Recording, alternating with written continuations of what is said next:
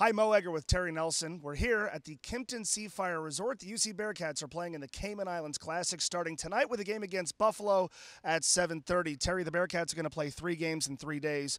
What can a coaching staff learn about its team when it plays so many games in such a short amount of time?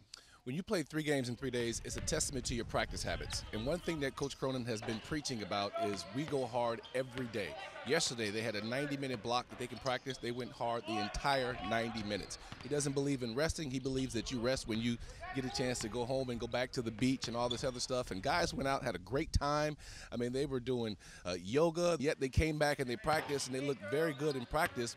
So what you're going to see in these 3 days, you're going to find out that you can't average 100 points per game without having some horses that are used to getting the minutes that they have. And the beauty of it is that when you score 100 points per game and you're 10, 11, 12 deep, is that you only have blocks of time that everybody has to give their best effort.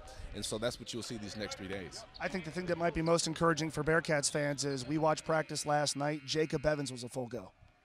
And he looked good. You know, he was back to his step-back moves and crossover dribbles. And a lot of guys that had little nicks and bruises, they all looked very good yesterday in practice, so Bearcat fans should not be alarmed.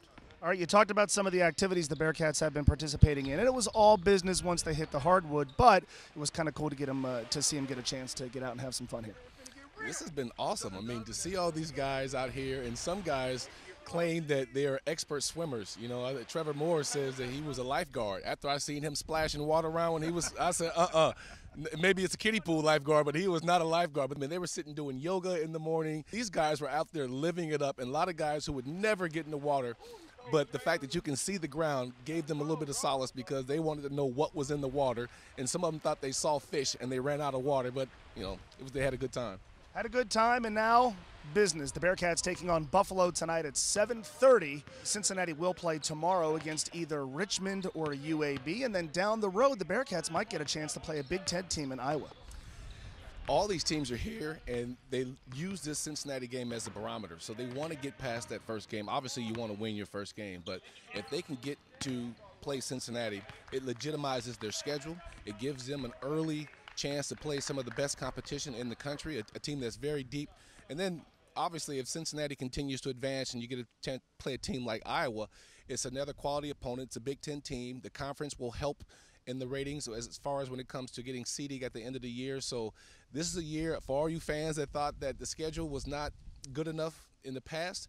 Well, you don't have that complaint now because the Bearcats are locked and loaded with the quality opponents that they're going to face throughout this tournament. A lot of Iowa fans have said to us, we'll see you on Wednesday night. First things first, a game against Buffalo tonight at 7:30.